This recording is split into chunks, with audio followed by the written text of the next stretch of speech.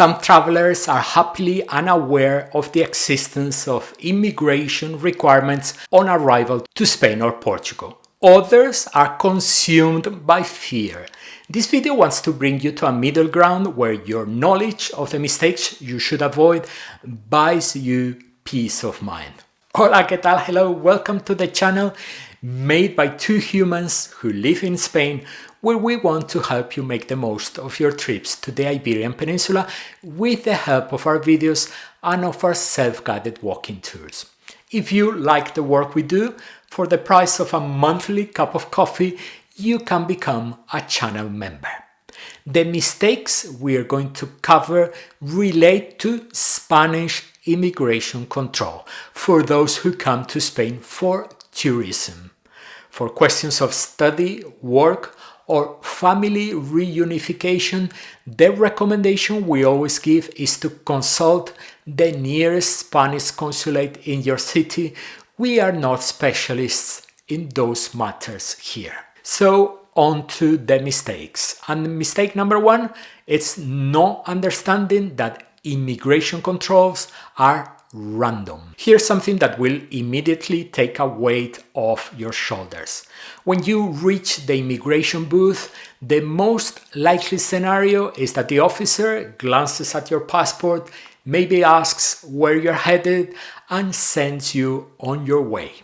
With a new ETIAS system, which we will talk about in a moment, the process is shifting toward a digital check, but the experience for most travelers remains quick and uneventful. The thing is, immigration controls are selective. Officers are not going through every single traveler with a fine-tooth comb. Very few people are ever asked to produce the full collection of documents you are theoretically supposed to carry. The return ticket, the hotel booking, the bank statement, all of it. We'll talk about them later. Most people just walk through. So if you sail past the immigration control and nobody asks you for anything, that is completely normal. That is actually how it works most of the time. Don't read into the silence. Mistake number two is that somebody told me. This one is closely related to mistake number one, and it catches more people than you would think. Just because your cousin, your uncle, your neighbor, or even you yourself on a previous trip sailed through immigration without anyone asking a single question does not mean you can afford a couldn't care less attitude. Anecdotal experience is not immigration policy. The fact that it went smoothly before is great, but it tells you nothing about what will happen when you step up that booth today. Remember, controls are random, which also means that randomly an officer will want to see your documents. And when that happens, it was fine last time, is not going to help you very much. The peace of mind this video wants to give you is not the peace of mind of ignorance, it's the peace of mind of someone who is actually prepared. Those are very different things. So on to mistake number three, not knowing which passport rules apply to you. Spain and Portugal are both part of the Schengen area, a group of European countries that share a common border policy. If your passport is from one of those countries or from the EU more broadly, you can move freely with essentially no restrictions. Easy. But if your passport is from outside the Schengen area, from the United States, the UK, Canada, Australia, New Zealand, and many others, then the Schengen rules apply to you. And honestly, those rules are what most of this video is about, so stay with us. Mistake number four is not knowing where immigration will actually take place. And this one trips up a surprising number of travelers, so let's walk through it clearly. If you're flying into Spain with a connection, immigration always happens at the first European country you arrive in. Flying from Toronto to Paris and then on to Madrid, you clear immigration in Paris and the Madrid arrival is domestic. Simple. But if your trip takes you through a non-European country first, say Singapore to London to Madrid, you will go through transit immigration in London and then face immigration again on arrival in Madrid because the UK is outside the European Union. And here's something worth knowing that most people don't think about. If Spain is just a stopover on your way to another European country, the immigration officer may check the requirements of your final destination, not Spain's. And European Union countries do not all have the same immigration requirements. The letter of invitation, we'll mention later, for example, is considerably more complicated to obtain in Spain than in many other European countries. So, if you're flying Miami to Madrid to Paris, make sure you're carrying the documents France requires in the language of that country, which does not need to be Spanish. But if your itinerary includes actual days spent in Spain as well as in France, then Spain's requirements apply for those days, and your destination country's requirements apply for the rest. The practical takeaway: check the requirements of every country in your itinerary, not just the one you are going to enter the European Union through. Mistake number 5 is expecting border controls where there are none and relaxing completely because of it. Within the Schengen area, there are no permanent immigration controls between member countries. If you travel by train from Barcelona to Paris or fly from Madrid to Rome, no one is going to stamp your passport or ask for your documents at the passport counter. That is one of the genuine conveniences of the Schengen zone. We say permanent controls because in recent years, some countries have reintroduced checks at specific border points on a temporary basis, so the occasional exception does exist. But here's the important part. The absence of a border booth does not mean the absence of enforcement. We have seen impromptu police checks many times right at the gate as passengers leave a domestic flight, with officers asking everyone for their papers. And Cecilia, my partner, who lives here in Spain, legal resident, was stopped by 2 plainclothes police officers inside Barcelona airport after immigration, after collecting her luggage, and asked to produce all her documents on the spot. No warning, no booth, no queue, just 2 officers and a request. So while you may well travel across several European countries without anyone ever checking your papers, do not let that lull you into thinking the rules don't apply. They do, and enforcement can happen anywhere at any time. Mistake number 6 is assuming you don't need a visa when you do. Many nationalities can enter Spain for tourism without a visa, but not all of them. And booking flights and hotels before checking this is an expensive mistake to make. The most reliable sources to verify your situation are the Spanish Consulate website or the official website for the Spanish Ministry of Foreign Affairs. Right now, citizens from the United States, Canada, the United Kingdom, Australia, New Zealand, Singapore, many other countries, including Latin American countries, do not need a visa to visit Spain as tourists. But visa agreements can change, so always check before you travel. Mistake number 7 is not being aware of the 90-180 rule. This is an important rule that some people get wrong.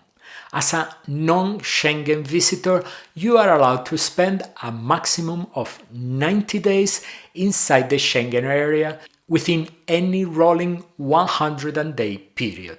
Let's unpack that because the details matter. First, it's the Schengen area, not just Spain. So if you spend 2 weeks in France, a week in Italy, and then fly into Madrid, all those days count together. Every day inside any Schengen country comes off your 90-day allowance. And second, and this is where people really get caught out, the 180-day window is rolling. It's not a fixed period like January to June or July to December. It moves forward every single day, which means your available days depend entirely on your specific travel history over the previous 6 months. The practical takeaway: if you are a frequent traveler to Europe, you cannot just assume you have 90 days left. You need to actually calculate it. It takes 2 minutes and it is absolutely worth doing before every trip. Mistake number 8 is overstaying and underestimating the consequences. Overstaying your allowed days in the Schengen area is not a minor administrative hiccup. It can result in a fine, deportation, and a ban from re-entering the Schengen zone for a period of years. These are real consequences that real travelers have faced. And here's the thing, it is getting harder to slip through unnoticed. Border systems are increasingly sophisticated, and the new entry-exit system is precisely designed to record every entry and exit digitally and automatically. Where previously a forgotten stamp or a worn passport page might have made things ambiguous, EES closes that door. The count of your days will be there, clear and precise in the system. We have also heard this one. I'll spend 90 days in Spain, then cross into Portugal for a while, and then come back fresh. It sounds logical, but it doesn't work that way. Portugal is also a Schengen country.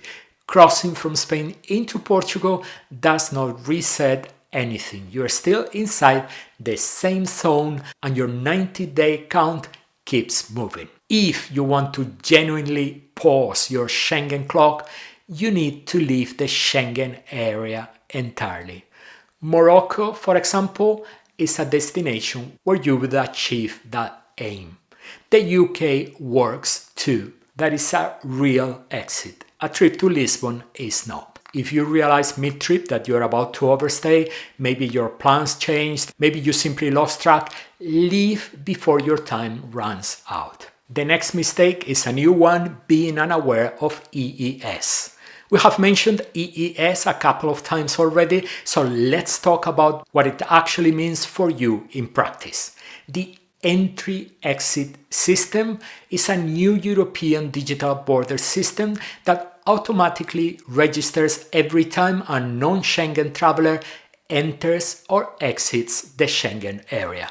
No more passport stamps. Instead, your fingerprints and a photo are taken at the border and your entry is logged digitally. This is the system that makes overstaying a much harder thing to do quietly.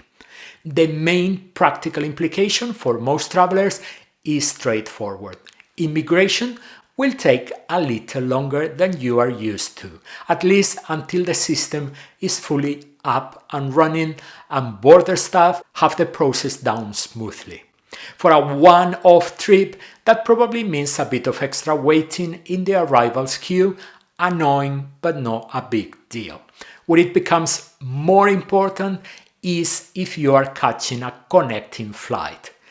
If your itinerary has you landing in Madrid or Lisbon and then hopping on another flight, make sure you have genuinely built in enough time. A tight 60-minute connection that worked fine 2 years ago will probably not be enough today. We have a full video where we answer the most important questions about EES, what it is, how it works, and what it means for your trip. We will leave the link in the first comment below the video.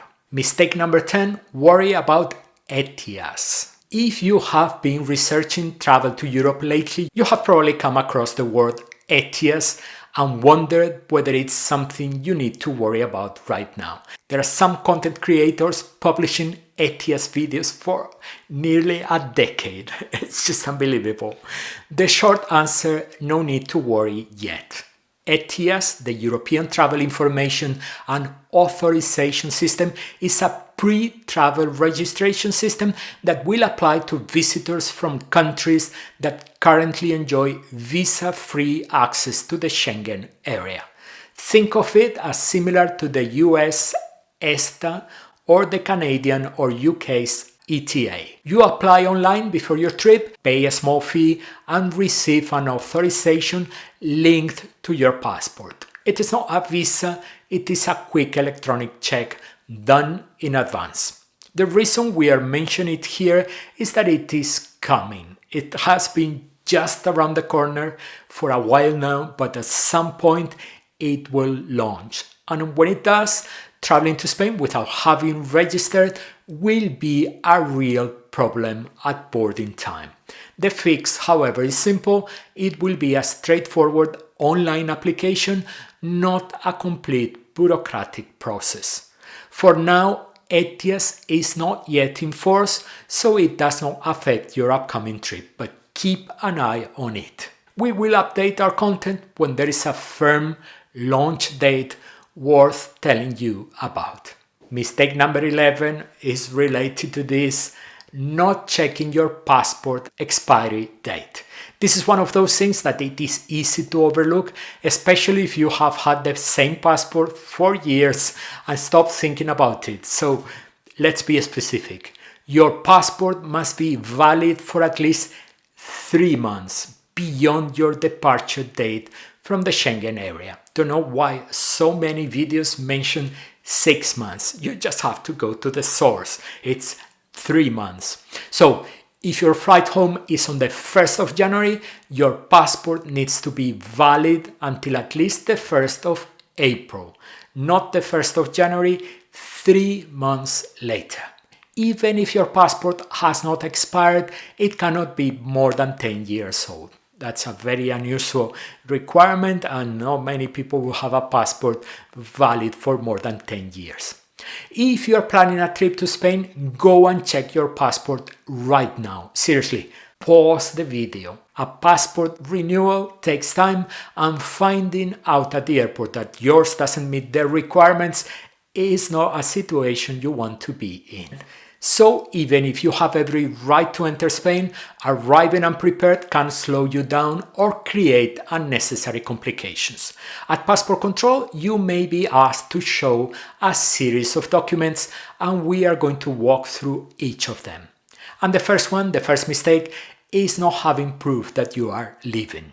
People call this a return ticket, but it doesn't have to be a ticket back to where you came from. What the immigration officer wants to establish is simply that you are not planning to stay indefinitely. So a flight from Madrid back home works fine, but so does a flight from Lisbon to Morocco. You might want to visit Morocco after Portugal, or any other onward journey that takes you outside the Schengen area before your 90 days are up. The underlying logic is straightforward. Show them you have an exit plan. That is all they need to see. Mistake number 13 is not having proof of accommodation. The next document an immigration officer may ask for is proof of where you are staying. This one is simpler than people think, but it does come with one condition worth paying attention to. It needs to be a hotel, holiday rental reservation.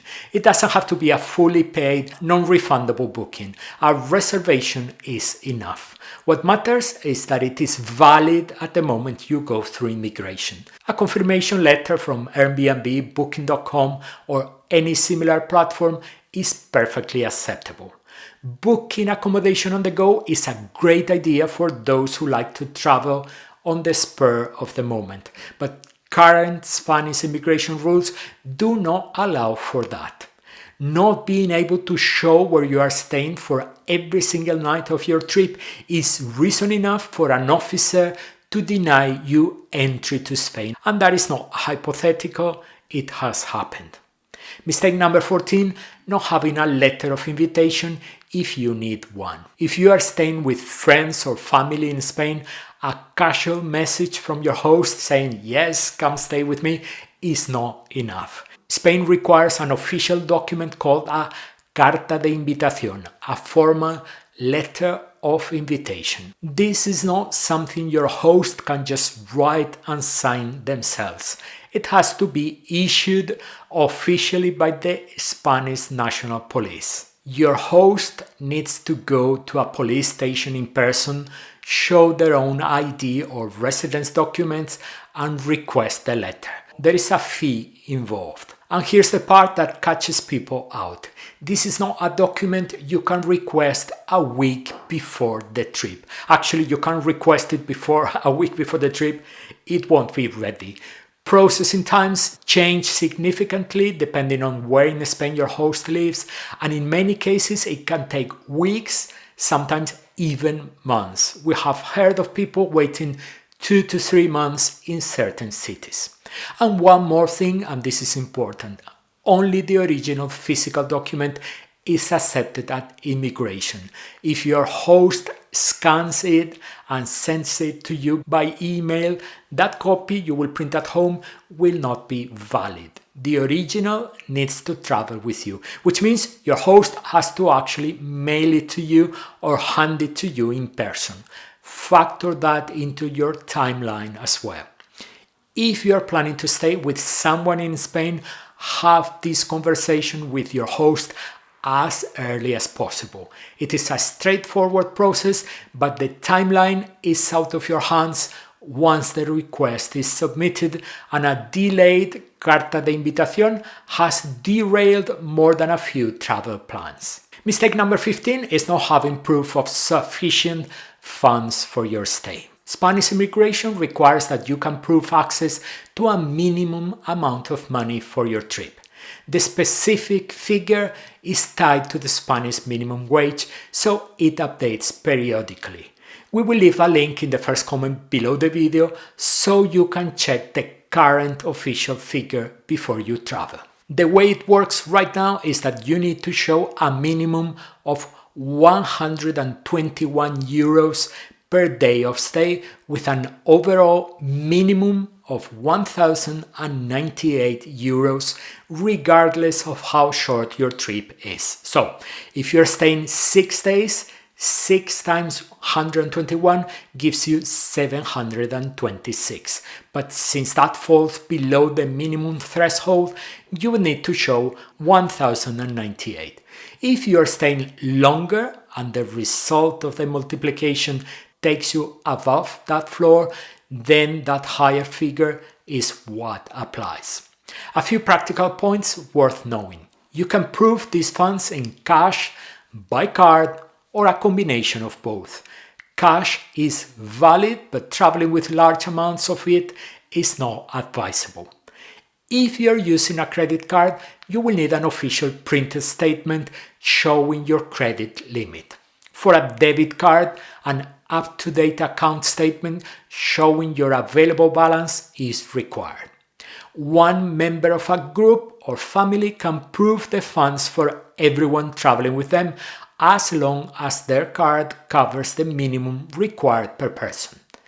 Children count the same as adults, no distinction is made.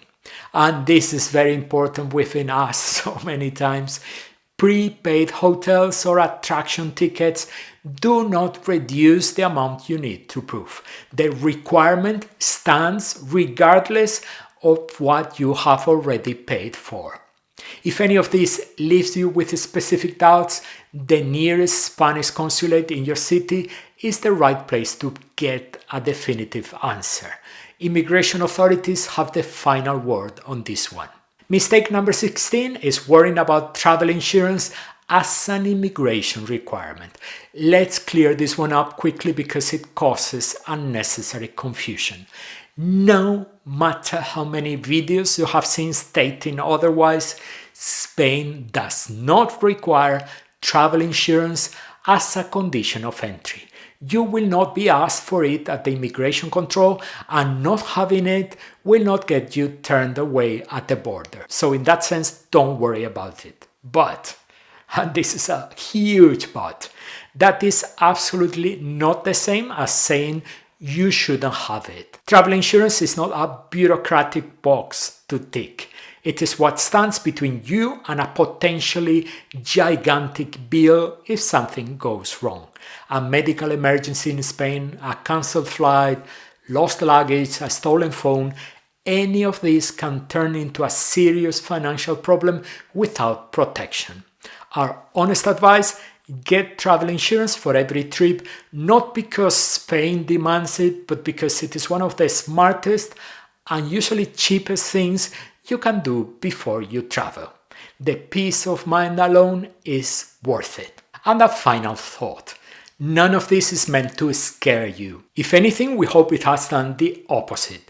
The vast majority of travelers who visit Spain never have a single problem at the border, and now that you have watched these videos so far, you are genuinely better prepared than most people sitting next to you on that plane.